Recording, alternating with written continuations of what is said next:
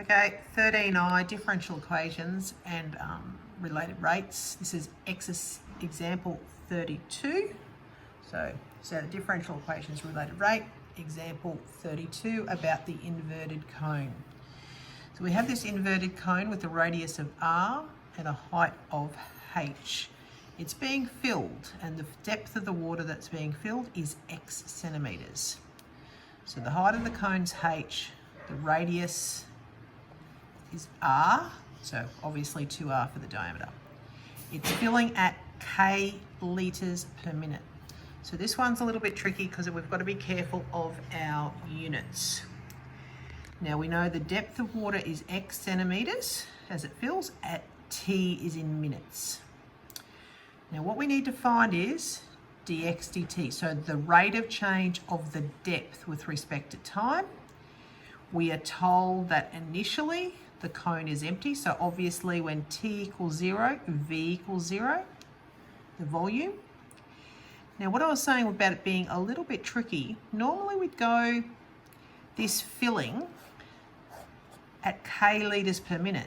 We're going to use that to find out dV dt.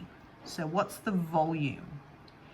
Now because it's telling us in K litres, we want to put it in centimetres because we've got centimetres, so we want centimetres cubed because we're in centimetres. So 1 litre is equal to 1,000 centimetres cubed.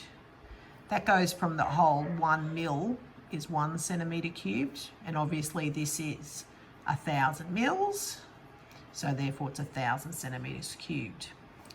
So that means the rate of change that it's filling with my volume is 1,000 K. That's centimetres cubed per minute. That's how quick the water is filling in. Okay? So we know this is related rates. We want to find dx dt. We know dv dt because we've got that. That's really handy for us. So filling in, we know we're going to need to find dx dv. All right, so that's what we need to find. That's our missing link. We need this. Now, first off, how do we find volume of a cone?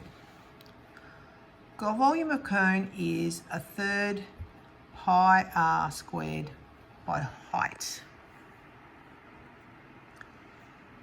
So we work with that to find the volume of the cone. Are we happy with that? And where we're going? Now, we want our volume in terms of X. Okay? And so how are we going to do that? Sorry, doing this with paper, so it's just going to be a bit awkward. This is when we come to our similar triangles. And that's what this is based a lot. I'm going to get our similar triangles. If we do a cross section of our cone and we just look at half, we have the radius at the top and the height h. And then for any particular depth x, we'll have a smaller radius, y. Depending on where the depth is, that y will change. And so we want to use similar triangles. Similar triangles. Sorry, that spelled that wrong. So we're going to use our similar triangles. Now we can either do either way. It's going to give us the same. So you can either say that if we compare the two radiuses, so y is to r, is the same as comparing the two heights. So then it's x is to h. Notice I've got the smaller ones both on top and the larger ones on the bottom, from the small triangle and my large triangle.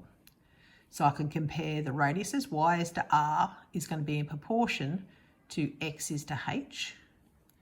Some people look at it and go, let me look at my smaller triangle and the ratio of the radius to the side, so y is to x, is equal to, for my large triangle, r is to h. These are the same. Because if we rearrange this one, we're going to get y equals xr on h. And if we rearrange here, we're going to get Rx on H. They're the same. So depending on how you look at your similar triangles and you look at the proportion, both will get you the correct answer. Excuse me. So we had a general rule. So if we want the volume of water here, now we know it's 1/3 pi radius squared times the height. So this is radius squared, this is my height. So I'm looking, when I wrote it originally over here, and I did my rule, this would be my volume of the whole big cone, okay? But we're not looking at the volume of the whole big cone, we're looking at the smaller cone. So where the water fills up to, we're looking at the volume of that fill up water. So I'm changing my variables, and I've got 1/3 pi y squared x. We want this in terms of x. I don't want my y in there. So I'm going to do some substituting. So that's pi, and then I'm going to go Rx on H squared x. So I've just used my proportion that I got here and substituted it in. Now that's going to give me 1/3 pi R squared on H squared x cubed. Now R and H are just the given size of my cone. So think of R and H as constants. So they're like numbers, they're not changing. When I come and I want to do dV dx, I want to derive volume with respect to x only.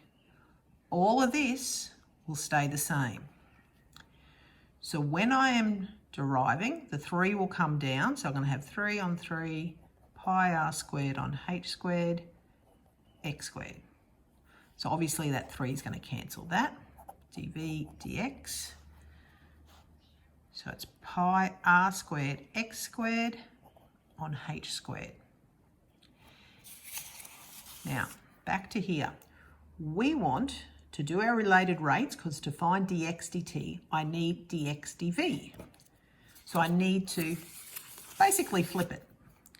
So dx dv is going to be h squared over pi r squared x squared. That's useful to me. Sorry. So remember we were going dx dt, which is what we want to find, is dx dv, times dv dt. So dx dv is h squared pi r squared x squared times, remember, dv dt is going to be 100k. Oh, sorry, 1000k, apologies. So we end up with dx dt is 1000 h squared k on pi r squared x squared. Yeah, the order of the letters is not, essential. I tend to put them in alphabetical orders. All right, so there we've got our differential equation. So we've done the first part. We've got our differential equation. Now the next bit, they said they wanted to solve, because they said when t equals 0, v equals 0. And we're going to use that to solve. V equals 0 means the cone was empty to start with. So let's go and solve our differential equation. Now the textbook tends to go and solve for t equals first. I'm going to go a different way. I always solve for x. So I'm going to make this x squared dx equals 1000 h squared k pi r squared dt.